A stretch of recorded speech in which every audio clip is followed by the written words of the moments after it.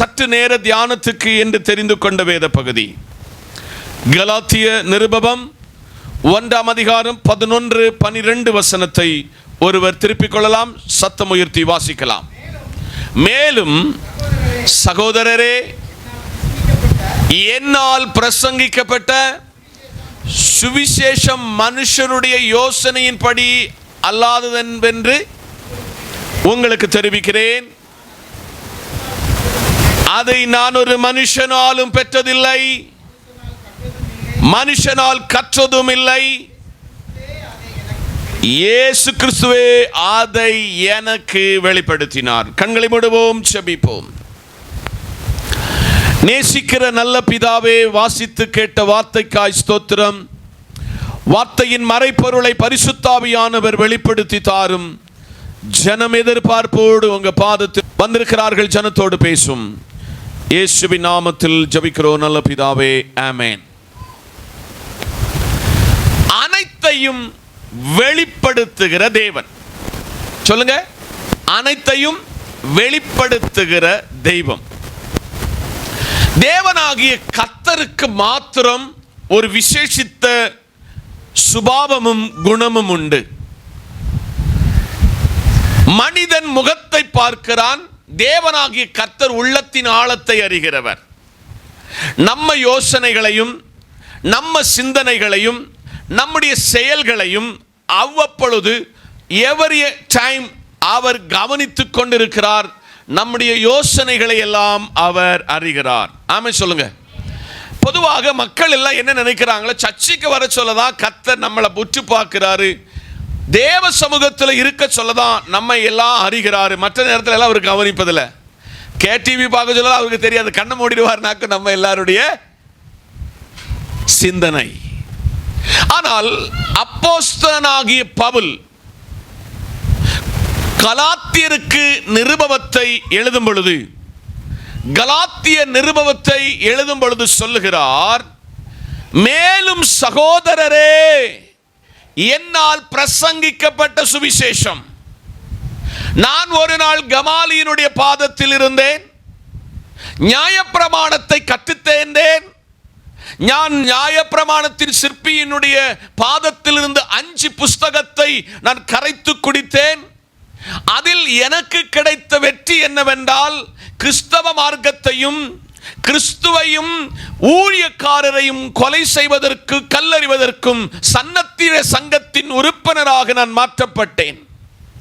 ஆனால் தமஸ்குரு பட்டணத்திலே இயேசு என்னுடைய கண்களை தொட்டார், என்னை தொட்டார். நான் குருடாக்கப்பட்டு நான் குருடனை போல புலம்பிக் கொண்டிருக்கும் பொழுது தேவனாகிய கர்த்தர் வானத்திலிருந்து ஒரு சத்தத்தை உண்டாக்கி, முள்ளில் உதைப்பது உனக்கு இலகுவோ என்று கர்த்தர் கேட்டு, அன்றைக்கு என்னை தொட்டு அனன்னியா என்கிற தேவ மனுஷனை கொண்டு எனக்கு பார்வை கொடுத்து, நான் எப்படி கிறிஸ்துவுக்கு எதிராய் இருந்தேனோ அவ்வளவு இரட்டி மடங்கு இயேசுவுக்காக சுவிசேஷத்தை பிரசங்கிப்பதற்கு கர்த்தர் என்னை தெரிந்து கொண்டார். சீசர்களை போல 3.5 ஆண்டு காலங்கள் அவர் பாதத்தில் நான் உட்காரல. உங்க போதகரை போல இறையியல் கல்லூரியிலே படிக்கல. அருமையான தேவ மனுஷனாகிய பவுல் அவர் சொல்லுகிறார், மனுஷனுடைய யோசனையிலோ உங்களுக்கு தெரியப்படுத்தாமல். 12ஆம் வசனத்தை ஒரு ஆள் வாசிங்க.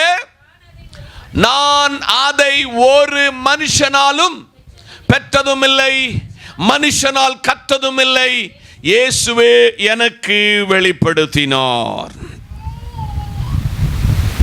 இன்னைக்கு எத்தனை பேர் சொல்ல முடியும், எங்க பாஸ்டர் எனக்கு சொல்லிக் கொடுக்கல, எங்க அப்பா அம்மா சொல்லிக் கொடுக்கல, என் சகோதரன் சொல்லிக் கொடுக்கல, இப்படிதான் வாழணும், இப்படிதான் பரிசுத்தமாய் வாழணும் சொல்லிக் கொடுக்கல, கர்த்தரே எனக்கு அதை வெளிப்படுத்தினார் என்று பவுலை போல சொல்லக்கூடியவர்கள் எத்தனை பேர் இருக்கிறீர்கள் என்று ஆவியானவர் கேட்கிறார். பவுல் கலாத்திய சபையை உருவாக்குகிறார். சபை இப்படிதான் இருக்க வேண்டும் என்று கடிதத்தை எழுதுகிறார். அந்த கடிதத்தை எழுதும் பொழுது அவர்களுக்கு சொல்லுகிறார், நான் அதை ஒரு மனுஷனாலும் பெற்றதில்லை, மனுஷரால் கற்றதும் இல்லை, இயேசுவே அதை எனக்கு வெளிப்படுத்தினார். என்னை இறையியல் கல்லூரியிலே படிப்பித்த ஆசிரியர் அடிக்கடி சொல்லுவார், நீ முழங்காலில் நின்று கர்த்தரிடத்தில் வேதத்தை வாசித்து தியானித்து கர்த்தரோடு ஒரு ஐக்கியத்தை ஏற்படுத்தினால் உனக்கு 1189 அதிகாரங்களிலே இதுவரையும் பிரசங்கிக்காத தேவ மனுஷன் சொல்லாத பல ஆவிக்குரிய சத்தியத்தை கர்த்தர் கற்றுக் கொடுப்பார் என்று என்னை அவர் படிப்பித்திருக்கிறார். இன்னைக்கு காலையிலே சபையோடு விசுவாச குடும்பங்களோடு பரிசுத்த ஆவியானவர் கேட்கிறார், உங்களுக்கு அப்படிப்பட்ட ஒரு அனுபவம் உங்களுக்கு இருக்கிறதா? அனைத்தையும் வெளிப்படுத்தக்கூடிய ஒரு ஆண்டவர் இன்னைக்கு உங்க கூட பேச போகிறார். ஆதலால் இன்னைக்கு காலையில ஜெபத்தோடு இந்த வசனத்தை நீங்கள் உட்கொண்டு கிரகித்து என்னோடு பயணித்தால் கர்த்தர் உங்க கூட பயணிக்க போகிறார். வாசிக்கலாம். தானியேலின் புத்தகம் 2ஆம் அதிகாரம் 22ஆம் வசனத்தை ஒருவர் திருப்பிக் கொள்ளலாம். அவரே ஆழமும் மறைபொருளுமானதை வெளிப்படுத்துகிறவர், இருளில் இருக்கிறதை அவர் அறிவார், தங்கும். கரங்களை தட்டி. நம்பர் 1, மறைபொருட்களை வெளிப்படுத்துகிற ஆண்டவர். கையப்படி சொல்லுங்க. பக்கத்தில் சண்டைக்காரங்க யாரும் இல்லை. மறைபொருட்களை வெளிப்படுத்துகிற ஒரு ஆண்டவர். தானியேல் ஒரு அடிமையாக பிடித்துக் கொள்ளப்பட்டு போகப்பட்டவன். தானியேல் 3 நேரம் ஜெபிக்கிறவன். தானியேல் கட்டளை பிறப்பித்தும் ஜெபத்தில் தன்னை அர்ப்பணித்தவன். தானியேலுக்கு கர்த்தர் எழுதி கொடுக்கிறார், அவரே ஆழமும், சொல்லுங்க, மறைபொருளுமானதை வெளிப்படுத்துகிறவர். இந்த நல்ல காலையில் ஒருவரை கூட உங்களுக்கு மென்ஷன் பண்ணி அந்த வசனத்தை சொல்லிருந்தேன். யோசேப்பு ஒரு சொப்பனக்காரன். யோசேப்பை சிறைச்சாலையிலிருந்து பார்வோனுடைய முன்பாக கொண்டு செல்லுகிறார்கள். அப்பொழுது பார்வோன் கேட்கிறான், நீ சொப்பனத்தை எல்லாம் வெளிப்படுத்துவாயாய் என்று கேட்டார். அவன் சொன்னான், டக்குன்னு சிந்திக்க கூடி ராஜாவுக்கு டைம் கொடுக்கல, அதெல்லாம் வெளிப்படுத்துகிறது கர்த்தர். இன்னைக்கு காலையிலே அந்த பெரிய மறைபொருளை யோசேப்பு வெளிப்படுத்தினான். இங்கே தானியேல் தெளிவாய் சொல்லுகிறான், மறைபொருட்களை வெளிப்படுத்துகிறவர் தேவனாகிய கர்த்தர். இருளில் என்ன நடக்கணும் உங்களுக்கு தெரியாது, எனக்கு தெரியாது. ஆனால் இருளில் என்ன நடக்கிறது என்பதை தெரியக்கூடிய ஒரே சக்தி உள்ள, பவர் உள்ள, வல்லமையுள்ள தேவனாகும் ஏக சத்திய தெய்வமாகிய கர்த்தர். கரங்களை தட்டி ஸ்தோத்திரம். வெளிச்சம் அவரிடத்தில் தங்கும். ஆமென் சொல்லுங்க.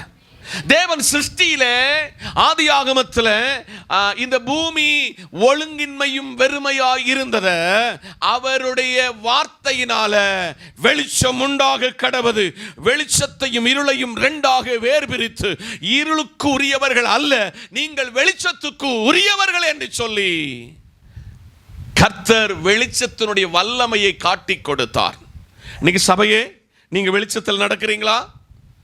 உங்களுடைய வாழ்விலே மறைபொருட்களை கர்த்தர் வெளிப்படுத்தி கொடுக்கிறாரா? உங்களோடு கூட பழகுகிறவர்கள் யார்?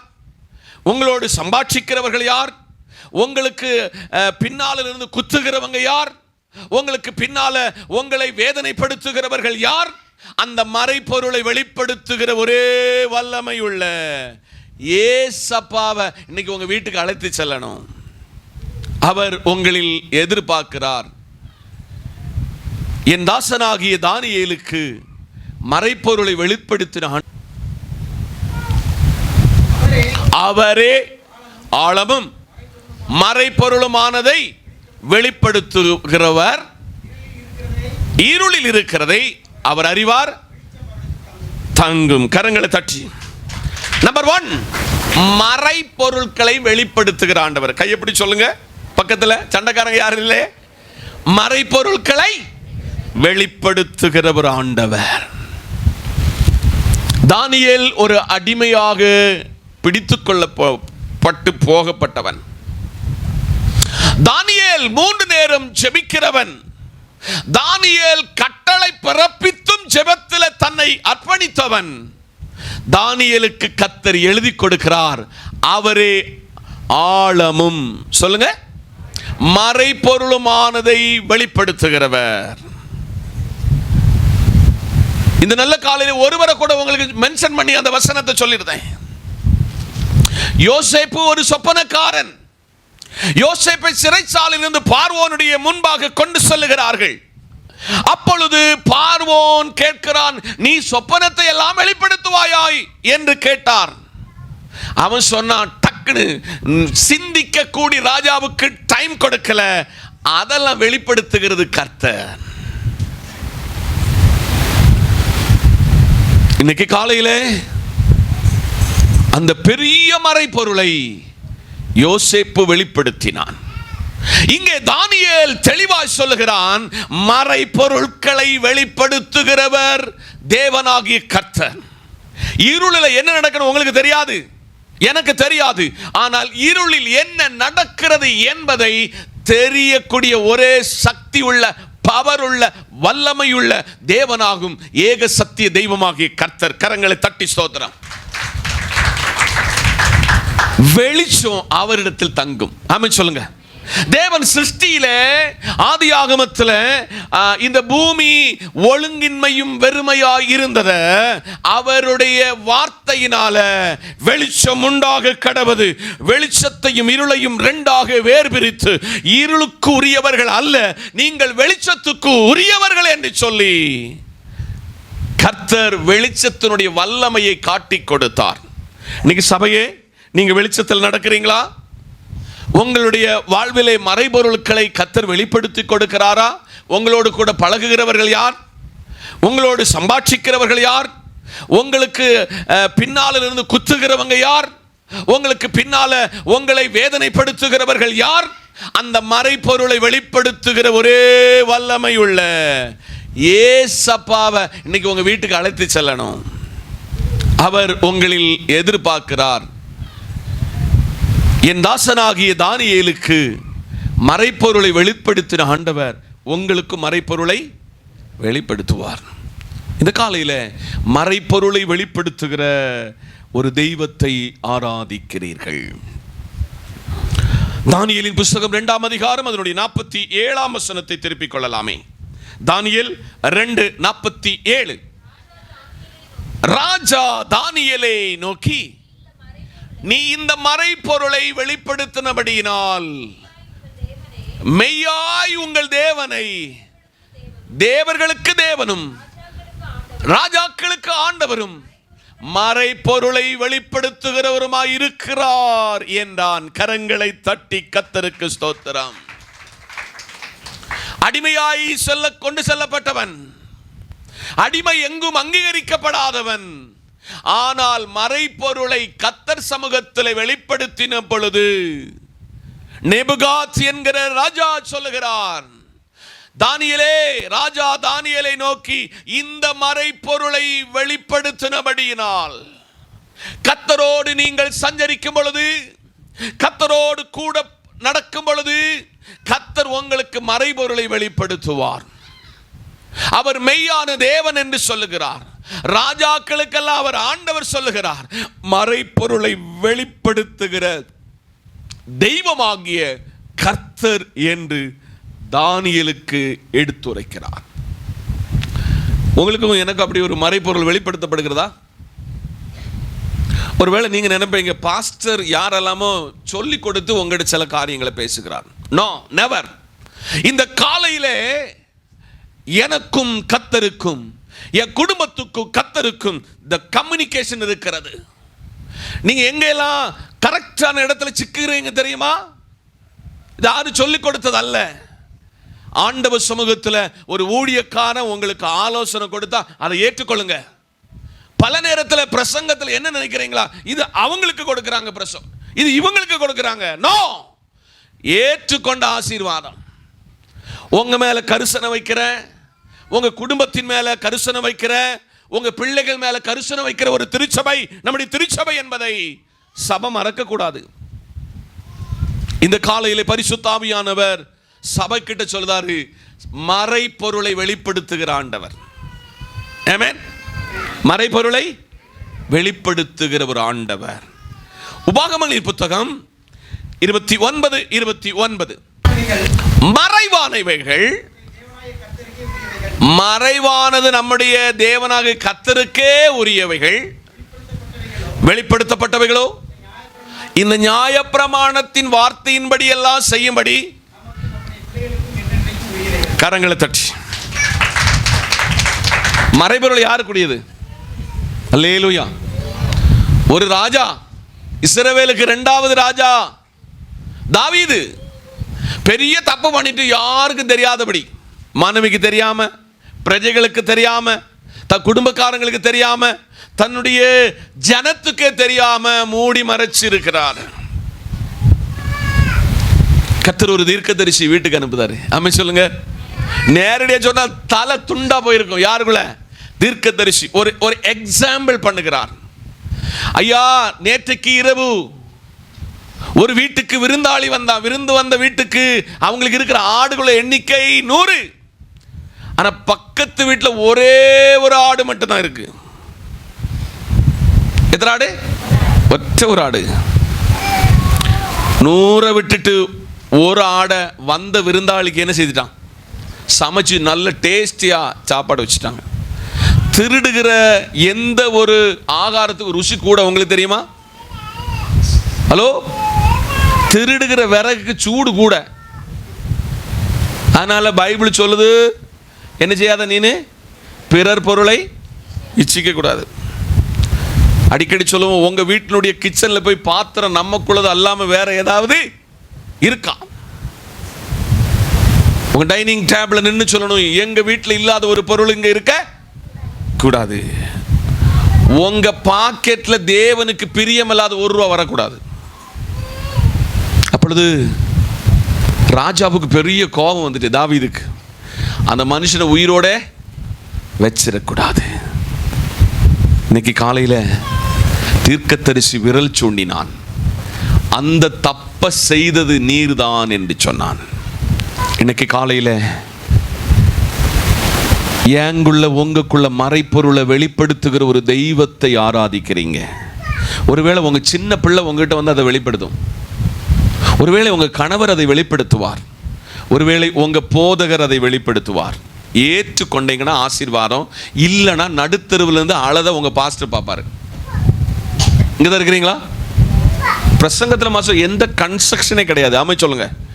எந்த விட்டு வீழ்ச்சி மலையாளத்தில் மாதிரி எந்த விட்டு வீழ்ச்சியும் இல்லை. உங்களுடைய பரலோகத்துக்கு கொண்டு செல்லுகிற அஷூரன்ஸ் உங்க போதகர் கையில கத்த தந்திருக்கிறார், மறக்காதீங்க. 78ஆம் சங்கீதத்தின் 2ஆம் வசனத்தை ஒருவர் திருப்பிக் கொள்ளுங்களேன். 78ஆம் சங்கீதம் அதனுடைய 2வது வசனம்.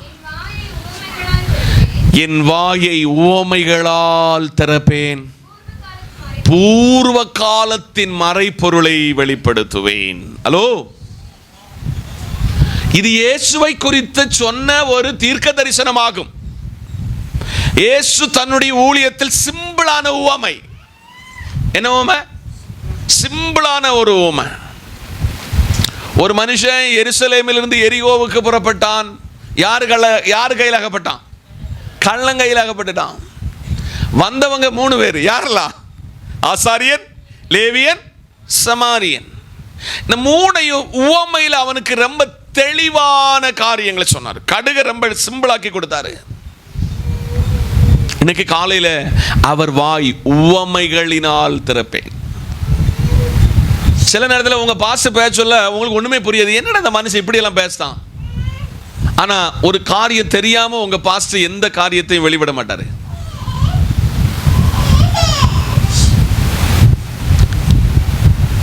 என் வாயை உவமைகளினால திறப்பேன், பூர்வ காலத்தின் மறைபொருளை, உங்க அப்பா காலத்துக்கு முன்ன நீ செய்த தப்ப வெளிப்படுத்துவார். நீ யங்ஸ்டர்ஸ்ல செய்த பாவத்தை கர்த்தர் உனக்கு வெளிப்படுத்துவார். நீ கர்த்தரோடு நடந்து பார், அதை அவர் உனக்கு செய்வார். கடைசி ஒரு வசனத்தை கூட அந்த சொல்லி அந்த பாயிண்ட நான் கம்ப்ளீட் பண்ண போறேன்.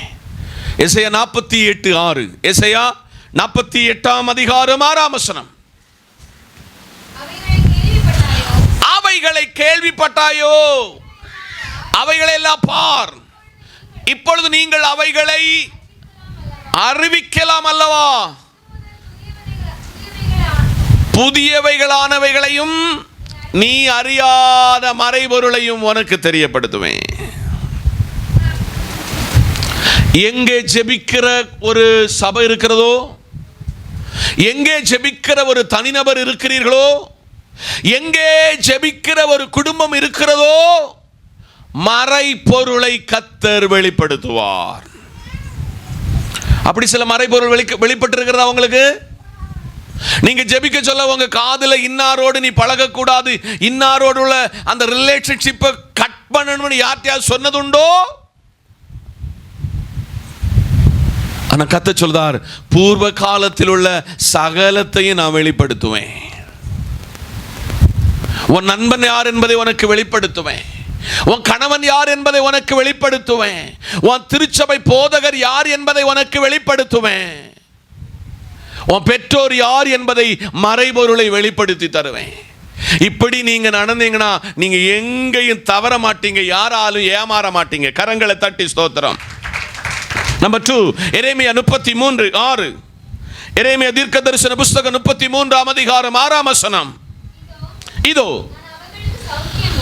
அவர்களுக்கு சௌக்கியமும் ஆரோக்கியத்தையும் என்ன செய்வேன்? வரப்பண்ணி அவர்களை குணமாக்கி அவர்களுக்கு பரிபூர்ண சமாதானத்தையும் சத்தியத்தை வெளிப்படுத்துவேன். கரங்களை தட்டி. நம்பர் 2, அனைத்தையும் வெளிப்படுத்துகிறவர் சத்தியத்தை வெளிப்படுத்துவார். என்னத? சத்தியத்தை வெளிப்படுத்துவார். நீங்க ஒரு நீதிமன்றத்தை அணுகி உங்களுக்குள்ள ஏதாவது ஒரு விவகாரத்தை நீங்கள் வெற்றி பெறணும் என்றால் அதுல எவிடன்ஸ் இருக்கணும், சத்தியம் இருக்கணும், அது உண்மை இருக்கணும். ஆனால் இங்கே எரேமியாவுக்கு கர்த்தர் வெளிப்படுத்தி கொடுக்கிறார், இதோ நான் அவர்களுக்கு சௌக்கியத்தையும் ஆரோக்கியத்தையும் வரப்பண்ணி அவர்களை குணமாக்கி அவர்களை பரிபூர்ண சமாதானத்தையும், அடுத்த பாயிண்ட், சத்தியத்தை வெளிப்படுத்துவேன். என்னது? சத்தியம். சத்தியம்னா என்னதுன்னா இதுதான். ஆமென். இந்த சத்தியத்தை வாசிக்க வாசிக்க வாசிக்க உங்களை இது சத்தியம் படிப்பிக்கும், பொய் சொல்ல விடாது. அல்லேலூயா. அங்கே யோவான் எழுதிய சுவிசேஷத்தின் 8ஆம் அதிகாரத்தின் 32ஆம் வசனத்தை கூடி வாசிங்க. நான் அதை ஒன்று கூடி கொஞ்சம் கூடி நல்ல தெளிவாக வெளிப்படுத்துகிறேன். சத்தியத்தையும் அறிவீர்கள், சத்தியம் உங்களை விடுதலையாக்கும் என்றார்.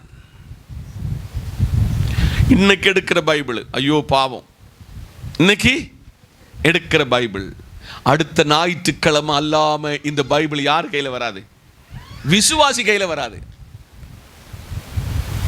ஒருவேளை நீங்க நினைக்கலாம், பாஸ்டர் நாங்கள் எல்லா நாளும் வாசிக்கிறோமே, வாசிக்கிறோடைய முகத்தை பார்த்து கரெக்டா சொல்லலாம். நீங்க இந்த பைபிள் ரீட் பண்ண சொல்ல தெரியும் யாரு கரெக்டா ஒழுங்கா வாசிக்கிறாங்கன்னு சொல்லி. அதனால இன்னைக்கு காலையில கர்த்தர் கேட்கிறாரு, சத்தியத்தை அறிவுள்ளவர்கள் எத்தனை பேர் இருக்கு? அறிகிறவர்கள் எத்தனை பேர் இருக்கிறீங்க? சத்தியத்தை அறிஞ்சிட்டீங்கன்னா இந்த சத்தியம் உங்களை எல்லா இடத்துலையும் கரெக்ட் பண்ணும், விடுதலையாக்கும். சகோதரனை பகைக்கிறவன் யாரா? சத்தியத்தை வாசித்தவனுக்கு தான் அது தெரியும். அப்பனை அம்மையும் கனம் பண்ணணும், இல்லாட்ட கண்ண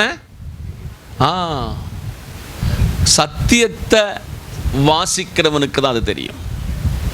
6 நாள் வேலை செய், 7 நாள் கர்த்தர் பாதத்தில் சரணடைய வேண்டும். இன்னைக்கு சத்தியத்தை கேட்கிறவர்களும் சத்தியத்தை கைக்கொள்கிறவர்களும் எத்தனை பேர் இந்த இடத்துல இருக்கிறீங்கன்னு கர்த்தர் கேட்கிறாரு. அனைத்தையும் வெளிப்படுத்தணும்னா சத்தியத்தை வாசிக்கணும், சத்தியம் உங்களை விடுதலையாக்கும். நான் போன வாரத்தினுடைய பிரசங்கத்தில் சொன்னேன், ஓபேத் ஏதோமில 3 மாசம் அந்த சத்திய பிரமாணம் இருந்த வீடு ஆசீர்வதி. அவன் ஜெபம் பண்ணல, ஆராதிக்கல, ஒன்றும் செய்யல. இருந்தவன் வீட்டில் இப்படி ஆசீர்வாதம் வந்தது. நான் வாசிக்கிறவன் வீட்டில், கை கொள்கிற வீட்டில் எவ்வளவு ஆசீர்வாதம். கரங்களை தட்டி. 3வது எசையா 42:1-2 வசனத்தை திருப்பிக் கொள்ளுங்கள். எசையா 42:1-2 3 வசனங்களை திருப்பிக் கொள்ளுங்கள். இதோ நான் ஆதரிக்கிற என் தாசன், நான் தெரிந்து கொண்டவரும் என் ஆத்துமாவுக்கு பிரியமானவரும் இவரே. என் ஆவியை அவர் மேல் அமர பண்ணினேன். அவர் புறஜாதிகளுக்கு நியாயத்தை வெளிப்படுத்துவார். அவர் கூக்குரலிட மாட்டார், தம்முடைய சத்தத்தை உயர்த்தவும் மாட்டார், அதை வீதியிலே கேட்க பண்ணவும் மாட்டார். அடுத்த வசனம், 3ஆம் வசனம், அவர் நெறிந்த நாணலை முறியாமலும் மங்கி எறிகிற திரியை அணையாமலும் நியாயத்தை உண்மையாக வெளிப்படுத்துவார். கரங்களை தட்டி. 3வது, அனைத்தை வெளிப்படுத்துகிறவர் நியாயத்தை உண்மையா வெளிப்படுத்துவார். நீங்க எல்லாம் அடிக்கடி சொல்லுவாங்க, என்ன பாஸ்டர் இவ்வளவு உங்ககிட்ட வந்தோம், உங்ககிட்டயும் நியாயம் கிடைக்கல, அப்பா அம்மாட்ட போனா அங்கேயும் நியாயம் கிடைக்கல, கோர்ட்டுக்கு போனா அங்கேயும். ஆனா நியாயம் கிடைக்கணும்னு சொன்னா ஒருவரை அண்டிக் கொள்ள வேண்டும். நான் அந்த 3 வசனத்தை உங்களுக்கு திருப்பி எடுத்து சொல்ல போறேன். இது ஏசாயாவை பார்த்து சொன்னதாக்கும். ஏசாயா சொன்னா, நான் இந்த ஊழியத்துக்கு வரமாட்டேன், நான் இந்த ஊழியத்துக்கு வரமாட்டேன், இந்த ஊழியெல்லாம் எனக்கு ஆகாது, நான் என் நாக்கில் அப்படி இந்த மோசையை போல விக்குவாயும் மந்தோடு எனக்கு இப்படியெல்லாம் ஆகாதுன்னு சொன்ன உடனே கர்த்தர் சொல்லுதா, இதோ நான் ஆதரிக்கிற என் தாசனாகிய, நான் தெரிந்து கொள்ளப்பட்டவனும் என் ஆத்துமாவுக்கு பிரியமானவனும் இவனே, என் ஆவியை அவன் மேல் அமர பண்ணினேன், அவர் புறஜாதிகளுக்கு நியாயத்தை வெளிப்படுத்துவார். 2ஆம் வசனம் என்ன சொல்லுது பாருங்க, அவர் என்ன செய்ய மாட்டாரு, கூக்குரலிட மாட்டாரு, தம்முடைய சத்தத்தை உயர்த்த மாட்டாரு, அதை வீதியிலே கேட்க பண்ண மாட்டார். நமக்கு வீட்டில் ஒரு பிரச்சனைன்னு சொன்னா பக்கத்து வீட்டுக்காரன் தெரிஞ்சாதான் நமக்கு சமாதானமா தூங்குவோம். கடைசியாக சொல்லுகிறார், நெறிந்த நாணலை என்ன செய்ய மாட்டாரு, முறிக்க மாட்டாரு, மங்கி எறிய திரிகிற அணைக்க மாட்டார், நியாயத்தை சொல்லுங்க, பக்கத்தில் கையை பிடிச்சு சொல்லுங்க, நியாயத்தை உண்மையாய் வெளிப்படுத்துவார். உங்களுக்கு என்ன நியாயமோ, உங்க அப்பா அம்மாட்ட இருந்து என்ன ஆசீர்வாதம் வருமோ, வர வேண்டுமோ, அதை நிதானமாய் உங்களுக்கு நியாயத்தை உண்மையாக வெளிப்படுத்துவார். சிலர் நியாயம் கிடைக்காம துக்கப்பட்டுக்கிட்டு இருக்கிறீங்களா?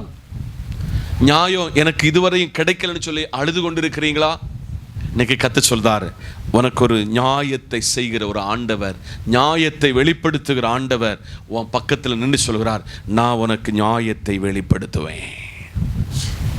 நீ பல இரவு பலத நியாயம் கிடைக்கலன்னு அழுத இடத்துல இன்னைக்கு கர்த்தர் சொல்லுதா, உன்னை தேடி அந்த நியாயம் வரப்போகிறது. உன்னை யாரெல்லாம் வெட்கப்பட்டு அழுது உன்னை சிரிச்சு நகைச்சாங்களோ அவங்களுக்கு மத்தியில் நான் உனக்கு ஒரு நியாயத்தை நான் வெளிப்படுத்த போகிறேன். அது இன்றைக்கே நடக்கும். கரங்களை தட்டி ஸ்தோத்திரம். 37ஆம் சங்கீதம் 28ஆம் வசனத்தை திருப்பிக் கொள்ளுங்கள். கர்த்தர் நியாயத்தை மட்டும்தான் விரும்புவார். அவர் தம்முடைய பரிசுத்தவான்களை கைவிடுவதில்லை, அவர்கள் என்னைக்கு காக்கப்படுவார்கள், அறுப்புண்டு போகும். அவர் நியாயத்தை மட்டும் தான் விரும்புவாரியா? எல்லாரும் என்ன பாருங்க, என்னத்தை மட்டும், நியாயத்தை மட்டும் தான் விரும்புவார். அவர் தமது பரிசுத்தவான்களை என்ன செய்ய மாட்டாரு. யாரெல்லாம் பரிசுத்தமா இருக்கீங்களோ உங்களை நரை மட்டும் சும்மா பண்ணுங்க கர்த்தர் சொல்லிருக்கிறாரு. அல்லேலூயா. அவர் என்றைக்கும் காக்கப்படுவார்கள், துன்மார்க்கருடைய சந்ததியோ அறுப்புண்டு போகும். இன்னைக்கு கர்த்தர் உங்களோடு பேசிக் கொண்டிருக்கிறார். ஆமென்.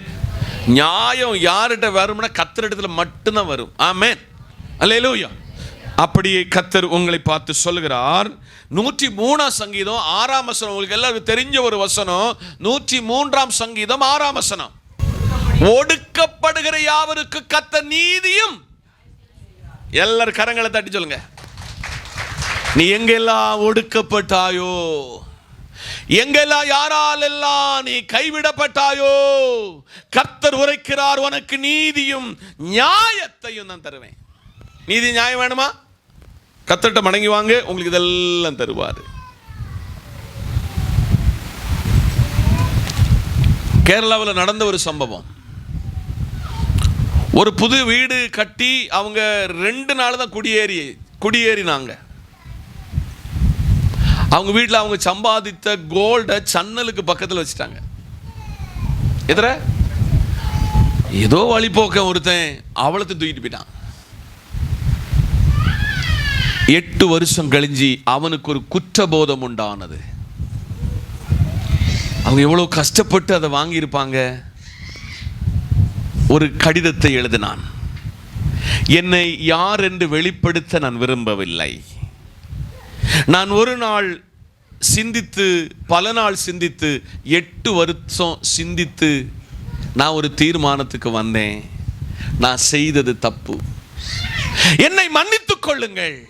நான் எப்படி இந்த கோல்டை எடுத்தேனோ அப்படியே உங்க இடத்துல கொண்டு வச்சிருக்கிறேன், என்னை மன்னித்திருங்கள். ஒருவேளை அவர் கிறிஸ்தவரா அல்லது மாற்று மதத்தை சார்ந்தவரா என்று எனக்கு தெரியாது. அந்த வீட்டுக்கு எவ்வளவு நியாயத்தை கத்த செய்தார் தெரியுமா? இன்னைக்கு நியாயம் இல்லாம அழுது கொண்டு இருக்கிறீங்களா? கிடைக்கலன்னு அழுதுகிறீங்களா? தேம்புகிறீங்களா? உங்களுக்கு நியாயம் செய்ய வல்லவர் உங்க பக்கத்தில் நின்று சொல்ற, நான் இன்னைக்கு உனக்கு நியாயம் செய்வேன். ஆமென், அல்லேலூயா. ஒரு வசனத்தை கூடி உங்களுக்கு ஞாபகப்படுத்துகிறேன். 135 சங்கீதம் 14 வசனத்தை கூட வாசிக்க பார்ப்போம். கர்த்தர் தமது ஜனத்தின் நியாயத்தை விசாரித்து கரங்களை தட்டி. இந்த மனுஷன் மக்களுக்கிட்ட சத்தம் போட்டு கொலவெளி பிரசங்கம் பண்ணுதாரு. ஆனா கர்த்தர் சொல்றாரு, நான் என் ஊழியக்காரனுக்கு வேண்டி நான் என்ன செய்வேன்? பரிதாபப்படுவேன். நீங்க பரிதாபப்படுதீங்களா? பாவம், என் அப்பன் தேவன் கிறிஸ்து எனக்காக ஒருவர் பரிதாபப்படுகிறார். அவன் சத்தியத்தை பேசுவான். அவன் ஞானத்தை, நியாயத்தை தான் ஜனங்களுக்கு சொல்லிக் கொடுப்பான். இன்னைக்கு காலையில பரிசுத்த ஆவியானவர் சொல்கிறாரு, கர்த்தர் தம்முடைய ஜனத்தை என்ன செய்வாராம்? நியாயம் விசாரிப்பாரு. ஜனமே, நியாயம் விசாரிக்கிற ஒரு நாள் வரப்போகுது. அன்னைக்கு தெரியும் நம்ம என்னதெல்லாம் செய்தோம், எப்படியெல்லாம் போனோம் என்பது தெரியும். ஸ்தோத்திரம். 4வது 1 கொரிந்தியர் 4 அதிகாரம் 5 வசனம். 1 கொரிந்தியர் 4:5. கர்த்தர் வருமளவும் காலத்துக்கு முன்னே யாதொன்றை குறித்து தீர்ப்பு சொல்லாதிருங்கள். நினைவுகளை வெளிப்படுத்துகிற ஆண்டவர். சொல்லுங்க, என்னது? நம்ம மைண்ட்ல என்னது இருக்கோ அதை குறிச்சு அதை வெளிப்படுத்துகிற ஆண்டவர். பிலிப்பியர் 3 அதிகாரம் அதனுடைய 15 வசனம். பிலிப்பியர் 3:15. ஆகையால் நம்மில் தேறினவர்கள் யாவரும் என்ன சிந்தையா? சொல்லுங்க, என்ன? அல்லேலூயா. கர்த்தர் சகலத்தையும் நினைவுகளை வெளிப்படுத்துகிற ஆண்டவர். இந்த காலையிலே உங்க நினைவுகள் எங்கெல்லாம் போகுது? தேவ பிள்ளையே, உங்க மைண்ட் அவ்வளவு ஸ்கேன் பண்ணி கொண்டே இருக்கிறார். ஆகையால் நம்மில் என்னதான் தேறினவர்கள் யாவரும் இந்த சிந்தனையாயிருக்க கடவும். ஏன்னா அவர் நம்ம நினைவாகவே இருக்கிறார். எந்த காரியத்திலாவது நீங்கள் வேற சிந்தையாயிருந்தால் அதையும் தேவன் உங்களுக்கு, ஹலோ, இங்க உங்களை பாஸ்டர் பார்க்க சொல்ல நீங்க ஆராதிக்கிற மாதிரி இருப்பீங்க. ஐயோ, கேஸை பூட்டலையே, கிச்சன்ல அந்த சாவியை அங்க வச்சுட்டு வந்துட்டோம்னு சொல்லி இங்க பதற சொல்ல, சகலத்தையும் உங்க பாஸ்டருக்கு வெளிப்படுத்த மாட்டார், உங்களுக்கு கர்த்தர் வெளிப்படுத்தி காட்டிக்கொண்டே இருக்கிறார். ஆதலால் சபையே, நினைவுகளை வெளிப்படுத்துகிற ஆண்டவர். நம்ம ஆண்டவர் யாரு? நினைவுகளை வெளிப்படுத்துகிற ஆண்டவர். கடைசியாக சொல்ல போகிறது ரொம்ப இம்பார்ட்டன். இவ்வளவு நேரம் சொன்ன இம்பார்ட்டன், அதை விட இம்பார்ட்டன் ஆக்க சொல்ல போறேன். புலம்பலின் புத்தகம் 4 அதிகாரம் 22 வசனம். சியோன் குமாரத்தியே, உன் அக்கிரமத்துக்கு வரும் தண்டனையை தீர்ந்தது. அவர் இனி உன்னை அற்புறம் சிறைப்பட்டு போக விடார்.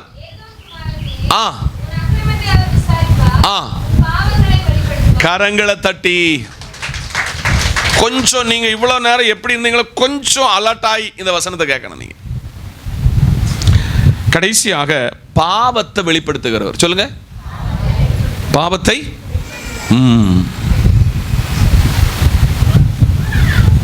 பைபிள் சொல்லுது, அவர் பரிசுத்தர் ஆனபடியால் நீங்களும் பரிசுத்தராய் இருக்கணும். பரிசுத்தம் இல்லாமல் என்னை ஒருவனும் தரிசிக்க முடியாது. இந்த புலம்பல் யாருடைய புலம்பல் என்ற எரேமியாவினுடைய புலம்பலாகும். யாருடைய புலம்பல்?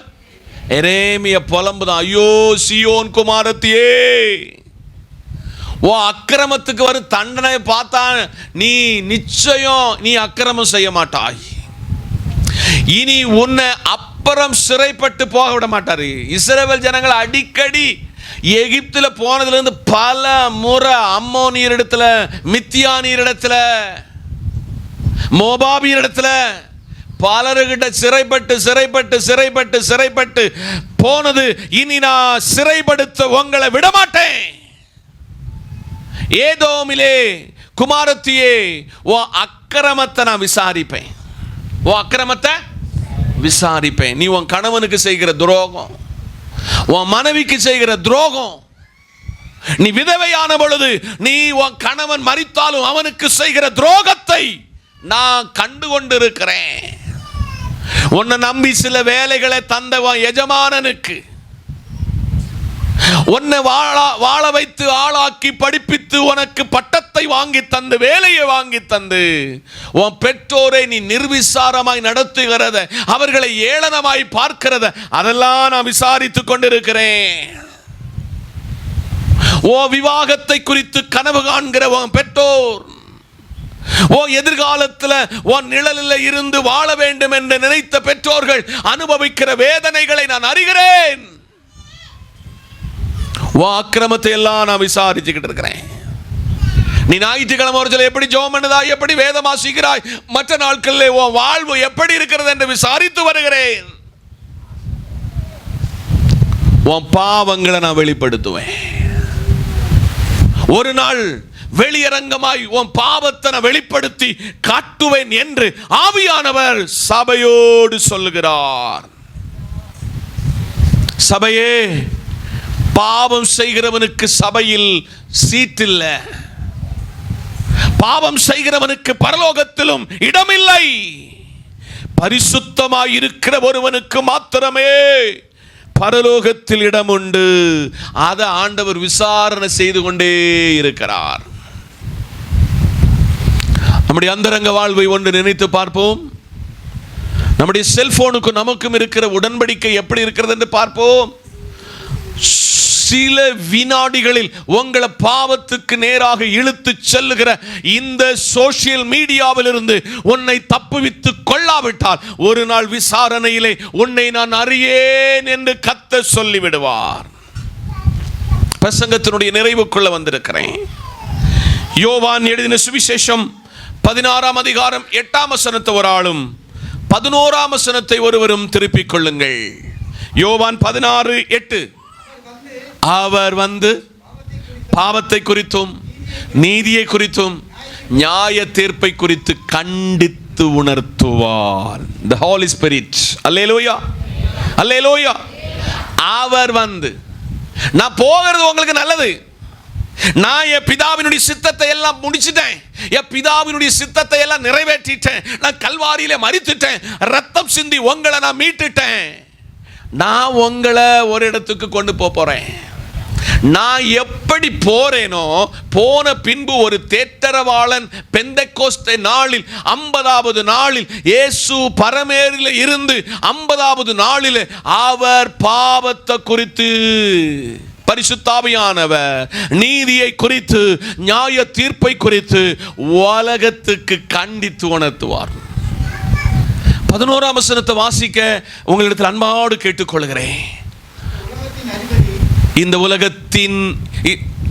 உலகத்தின் அதிபதி நியாய தீர்க்கப்பட்டதினாலே நியாய தீர்ப்பை குறித்தும் கண்டித்துணர்த்துவார். ஹலோ, காய்பாவினிடத்திலே, ஹன்னாவினிடத்திலே, ஏரோதுவினிடத்திலே, சன்னத்திரிய சங்கத்தின் நடுவிலே ஒருவர் நியாயம் தீர்க்கப்படுவதற்கு கொண்டு செல்லப்பட்டார். ஒருத்தன் ஒரு பாத்திரத்தை தண்ணி எடுத்து வந்து சொல்லுதான், இவரில் ஒரு குற்றத்தை நான் அறியேன், இந்த இரத்தக்கரை என் மேலையும் என் சந்ததிகள் மேலையும் வரக்கூடாது என்று தண்ணியை கழுகி அந்த இடத்துல ஜனங்கள்கிட்ட விட்டு கொடுத்தான். ஜனம் சொல்லுச்சு, இந்த பாவம், இந்த அக்கிரமம் இந்த சிலுவையில் அறையப்பட்டது எங்க மேலையும் எங்க சந்ததி மேலையும் வரட்டும் என்று ஜனம் ஆர்ப்பரித்து சிலுவையிலே இயேசு கிறிஸ்துவை அறைவதற்காய் முன்ன வந்த பொழுது ஏடி 70, ரொம்ப நாளெல்லாம் போகல, ஏடி 70 ரோம சாம்ராஜ்யத்தில் இரத்த ஆறு ஓடிச்சு. இதுதான் வேத சரித்திரம். இன்னைக்கு காலையில் கர்த்தர் சொல்றார், மகனே மகளே, உன் பாவத்தை நினைத்து வெளிப்படுத்த ஒரு ஆண்டவர் இருக்கிற, மறந்துடாத. காலம் வரும், எல்லாரும் பதில் சொல்லி ஆக வேண்டும். இந்த உலகத்தின் அதிபதியை நியாயம் தீர்க்கப்பட்டதினாலே நியாய தீர்ப்பை குறித்து கண்டித்து உணர்த்துகிறவர் வரப்போகிறார். அல்லேலூயா. என்ன தீர்ப்பு? பத்மோ தீவுக்கு நாடு கடத்தப்பட்ட யோவான் சொல்லுகிறான், அவன் ஆவிக்குள்ளாய் சொல்லுகிறான், மரித்தவராகிய சிறியவர்களையும் பெரியவர்களையும் எங்க கண்டேன்? நியாயாசனத்துக்கு முன்பதாக நிற்க கண்டேன். அந்த நியாயாசனத்துக்கு முன்பதாய் நிற்கப்படுகிற ஆண்டவர் என்ன பார்த்து, உங்களை பார்த்து உன்னை அறியேன்னு சொல்லக்கூடாதுக்காதான் இவ்வளவு சத்தம் உயர்த்தி உள்ள பலத்தை எடுத்து சபைக்கு சொல்லுகிறேன். காதுள்ளவன் யாரும் அந்த எரிகிற நரகத்துக்கு போய்விடக் கூடாது என்பதுதான் இந்த திருச்சபையினுடைய சபையினுடையும் ஊழியக்காரனுடையும் ஹார்ட் பீட் என்பதை உங்களுக்கு சொல்லுகிறேன். அதனால் இன்னைக்கு காலையில் 5 காரியத்தை அனைத்தையும் வெளிப்படுத்துகிற தேவன் என்று உங்களுக்கு சொன்னேன். நம்பர் 1, மறைப்பொருளை வெளிப்படுத்துகிற ஆண்டவர். சொல்லுங்க, மறைப்பொருட்களை வெளிப்படுத்துகிறவர். நம்பர் 2, சத்தியத்தை வெளிப்படுத்துகிற ஆண்டவர். என்னத சத்தியத்தை? நம்பர் 3, நியாயத்தை வெளிப்படுத்துகிறவர். என்னத நியாயத்தை வெளிப்படுத்துகிறவர். 4, நினைவுகளை வெளிப்படுத்துகிறவர். 5, உங்க பாவத்தை வெளிப்படுத்துகிறவர். இப்படிப்பட்ட ஒரு அனைண்டிங் உள்ள, அபிஷேகம் உள்ள, வல்லமை உள்ள ஒரு கர்த்தரை ஆராதிக்கிறேன். ஞாயிற்றுக்கிழமை மட்டும் பயப்படக்கூடாது, வெள்ளிக்கிழமை உபவாச கூட்டத்துக்கு மட்டும் இந்த கர்த்தரை பயப்படக்கூடாது. ஒரு வருஷத்தில் 365 நாள் அளவும், ஒரு நாளில் 24 மணி அளவும், ஒரு மாதத்தில் 30-31 நாட்கள் அளவும் ஒவ்வொரு நாளும் கர்த்தருக்கு பயந்து பரிசுத்தமாய் வாழ்வோம் என்றால், கர்த்தருடைய காகள தொனி நாளில் 10 கன்னிகைகளில் 5 கன்னிகைகள் அந்த மணவாளனோடு எடுத்துக்கொள்ளப்படுகிறது போல நீங்களும் நானும் எடுத்துக்கொள்ளப்படுவோம். கர்த்தர் இந்த வார்த்தையினால் உங்களை ஆசீர்வதிப்பார். உங்களுக்காக நான் ஜெபிக்க போகிறேன். மகா பரிசுத்தரும் நீதிபரருமாயிருக்கிற நல்ல ஆண்டவரே, ஜனத்தோடு கர்த்தர் பேசினீர், ஜனத்தை அதிகாலையிலே அழைத்து வந்தீர். ஜனம் இந்த வார்த்தையை நல்ல நிலத்திலிட்ட வித்தை போல 30, 60, 100 மேனியாய் கனி கொடுக்க கிருபை தாரும். இப்பொழுது பிரிகிறோம். நேசக்கரம் எங்களோடு இருக்கட்டும். இயேசுவின் நாமத்தில் ஜெபிக்கிறோம் நல்ல பிதாவே, ஆமென். ஆசீர்வாதம் நம்முடைய கர்த்தரும் இரட்சகரும் மீட்பருமாயிருக்கிற இயேசு கிறிஸ்துவின் கிருபை, பிதாவின் அன்பு, பரிசுத்தாவின் ஐக்கியமும் நாம் அனைவரோடும், நாம் கேட்டுக்கொண்ட தேவ வார்த்தையோடும் சகல பரிசுத்தவான்களோடும் தேவ கிருபை இன்றும் என்று நிலைத்திருப்பதாக. ஆமென். சேர்ந்து சொல்லுங்க, என் ஆத்துமாவே என் முழு உள்ளமே பரிசுத்த நாமத்தை ஸ்தோத்திரி. என் ஆத்துமாவே கர்த்தரை ஸ்தோத்திரி, கர்த்தர் செய்த சகல உபகாரங்களை மறவாதே. ஆமென். நமக்கு சேர்ந்த கர்த்தர் நன்றி சொல்லுவோம். அல்லேலூயா, அல்லேலூயா, அல்லேலூயா.